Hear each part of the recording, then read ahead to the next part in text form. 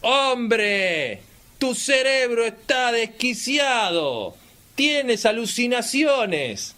Te imaginas grandes cosas y te forjas todo un mundo de divinidades que existe para ti, un reino de espíritu al que estás destinado, un ideal que te llama.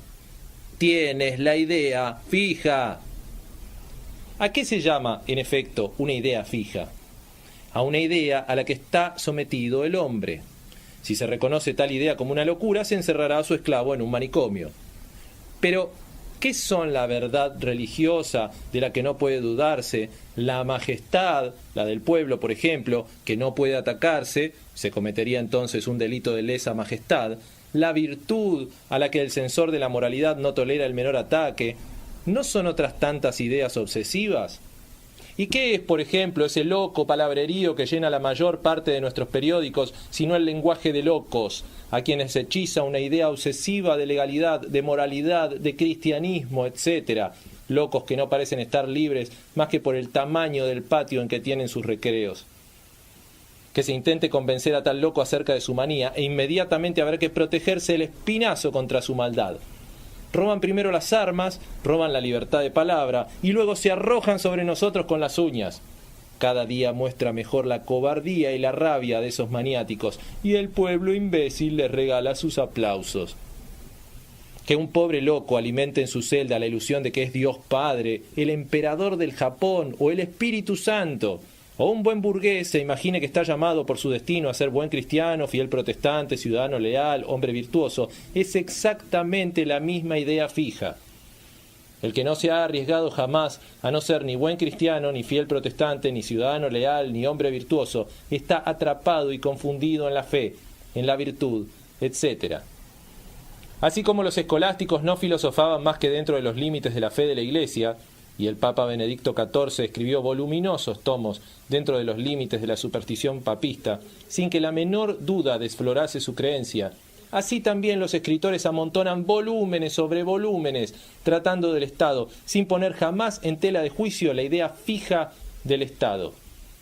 Y nuestros periódicos rebosan de política porque están poseídos por la ilusión de que el hombre está hecho para ser un zoon politikon.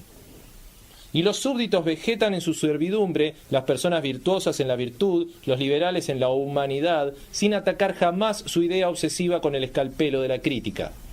Esos ídolos permanecen inquebrantables sobre sus anchos pies como las manías de un loco, y el que los pone en duda juega con los vasos sagrados del altar. Digámoslo una vez más, una idea obsesiva es lo verdaderamente sagrado. ¿Tropezamos siempre con poseídos del diablo? ¿O encontramos también usualmente poseídos de especies contrarias, poseídos por el bien, la virtud, la moral, la ley o cualquier otro principio? Las posesiones diabólicas no son las únicas. Si el diablo nos tira por una manga, Dios nos tira por la otra. Por un lado la tentación, por el otro la gracia. Pero cualquiera que sea la que opere, los poseídos no están menos encarnizados en su opinión. ¿La palabra posesión es desagradable? Digámosle obsesión. O bien, ya que es el espíritu el que los posee y le sugiere todo, llámesele inspiración, entusiasmo. Yo agrego que el entusiasmo en su plenitud, porque no puede tratarse de entusiasmo pobre o a medias, se llama fanatismo. El fanatismo es particularmente propio de las personas cultas, porque la cultura de un hombre está en relación con el interés que adquiere por las cosas del espíritu, y ese interés espiritual, si es fuerte, no es ni puede ser menos que fanatismo. Es un interés fanático por lo que es sagrado, fanum. Que se pregunte cómo se conduce hoy un hombre moral que cree haber acabado con Dios y que rechaza el cristianismo como algo gastado. Que se le pregunte si alguna vez se le ha ocurrido poner en duda que las relaciones carnales entre hermano y hermana sean incesto, que la monogamia sea la verdadera ley del matrimonio, que la piedad sea un deber sagrado, etc. Se sentirá lleno de un virtuoso horror por la idea de que pudiese tratar a su hermana como mujer, etc. ¿Y de dónde proviene ese horror? De que cree en una ley moral. Esta fe está sólidamente anclada en él. Cualquiera que sea la vivacidad con que se levanta contra la piedad de los cristianos, él es igualmente cristiano en cuanto a la moralidad. Por su lado moral, el cristianismo lo tiene encadenado, y encadenado en la fe. La monogamia debe ser algo sagrado, y el bígamo será castigado como un criminal. El que se entregue al incesto cargará con el peso de su crimen. Incesto, monogamia, ¿no son otros tantos dogmas? Que se lo trate de rozar y se descubrirá en este hombre moral el fondo de un inquisidor que envidiarían Crumágero, Felipe II. Estos defendían la autoridad religiosa de la Iglesia, él defiende la autoridad moral del Estado, las leyes morales sobre las que el Estado reposa. Tanto uno como el otro condenan en nombre de artículos de fe.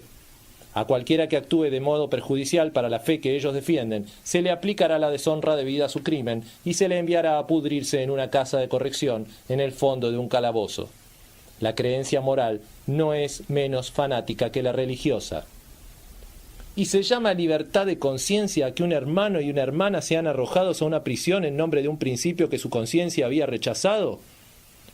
¡Pero daban un ejemplo detestable! Claro que sí, porque podía suceder que otros descubrieran, gracias a ellos, que el Estado no tiene que mezclarse en sus relaciones. ¿Y qué sería de la pureza de las costumbres? Santidad divina, gritan los celosos defensores de la fe. Virtud sagrada, gritan los apóstoles de la moral. Los que se mueven por intereses sagrados se parecen muy poco. ¿Cuánto se diferencian los ortodoxos estrictos o los viejos creyentes de los combatientes por la verdad, la luz y el derecho, de los filaletos, de los amigos de la luz, etc.? Y sin embargo, nada esencial, fundamental, los separa. Si se ataca a tal o cual de las viejas verdades tradicionales, el milagro, el derecho divino, los más ilustrados aplauden, y los viejos creyentes son los únicos que se lamentan. Pero si se ataca a la verdad misma, inmediatamente todos se vuelven creyentes o se nos vienen encima. Lo mismo ocurre con las cosas de la moral.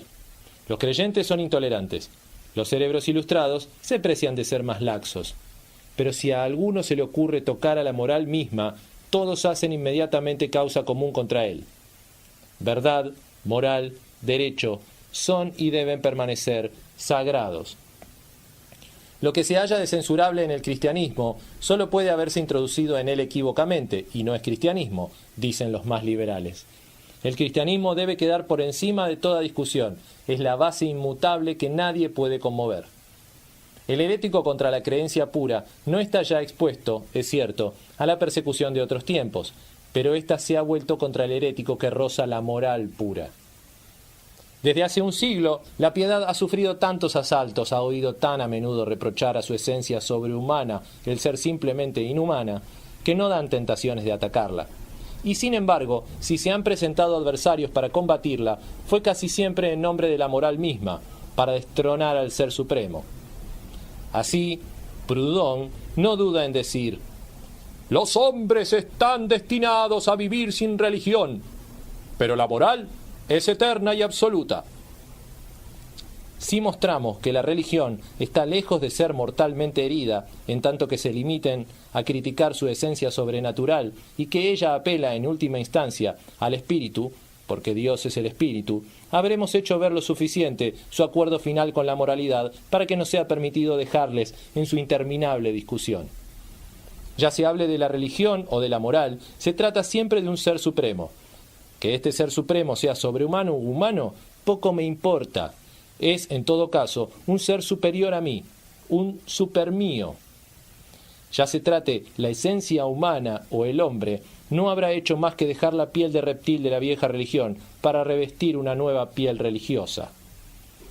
Feuerbach nos enseña que desde el momento en que uno invierte la filosofía especulativa, es decir, que se hace sistemáticamente del predicado el sujeto y recíprocamente del sujeto el objeto y el principio, se posee la verdad desnuda y sin velos.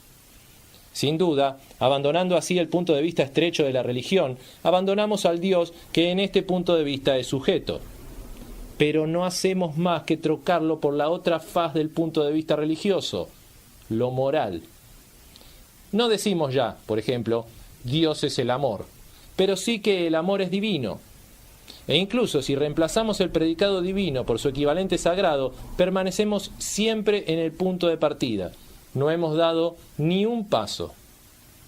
El amor sigue siendo para el hombre igualmente el bien. aquello que lo diviniza, que lo hace respetable, su verdadera humanidad, lo que hace de él un hombre. O, para expresarnos más exactamente, el amor es lo que hay de verdaderamente humano en el hombre, y lo que hay en él de inhumano es el egoísta sin amor. Pero precisamente todo lo que el cristianismo y con él la filosofía especulativa, es decir, la teología, nos presenta como el bien, no es en realidad el bien, o lo que viene a ser lo mismo, no es más que el bien. De modo que esta transmutación del predicado en sujeto no hace sino afirmar más sólidamente todavía el ser cristiano. El predicado mismo contiene ya la esencia. El Dios y lo divino me atrapan más indisolublemente aún. Haber desalojado al Dios de su cielo y haberlo arrebatado a la trascendencia no justifica en modo alguno sus pretensiones de una victoria definitiva, en tanto que no se haga más que rechazarlo dentro del corazón humano y dotarlo de una indesarraigable inmanencia. Desde ahora se dice, lo divino es lo verdaderamente humano.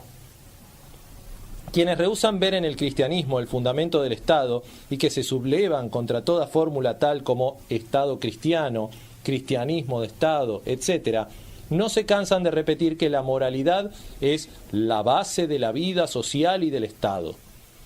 Como si el reinado de la moralidad no fuese la dominación absoluta de lo sagrado, una jerarquía.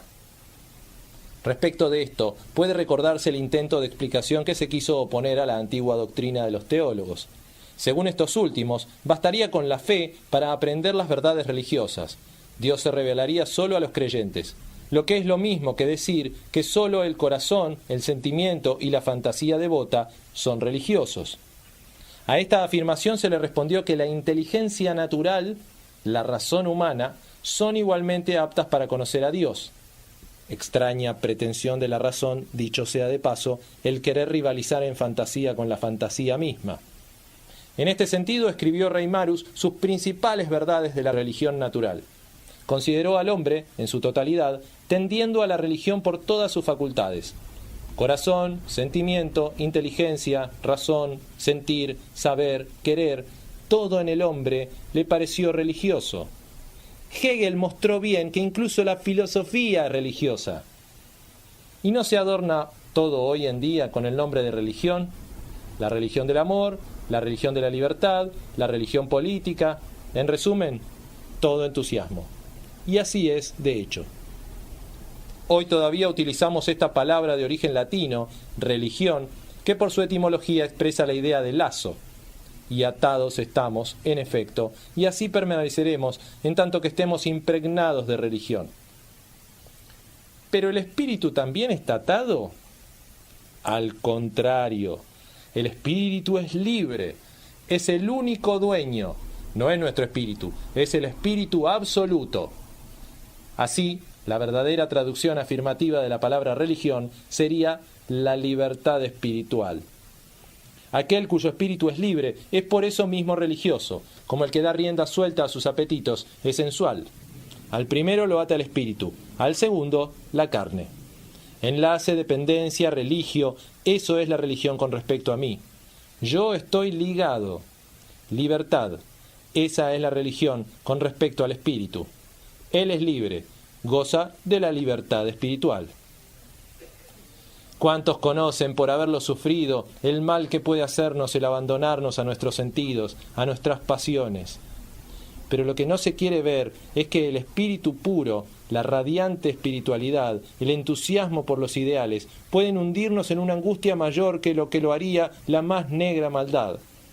Y esto es imposible notarlo, a menos que se sea conscientemente egoísta. Reimarus y todos los que como él demostraron que nuestra razón, tanto como nuestro corazón, etc., conducen a Dios, mostraron al mismo tiempo que estamos total y completamente poseídos. Seguramente perjudicaron a los teólogos, quitándoles el monopolio de la iluminación religiosa, pero no por esto dejaron de ensanchar otro tanto los dominios de la religión y de la libertad espiritual. En efecto, si por espíritu se entiende no solamente el sentimiento o la fe, sino todas las manifestaciones del espíritu, inteligencia, razón y pensamiento en general, y si se le permite, en tanto que inteligencia, participar de las verdades espirituales y celestiales, En ese caso, es el espíritu entero el que se eleva a la pura espiritualidad y es libre.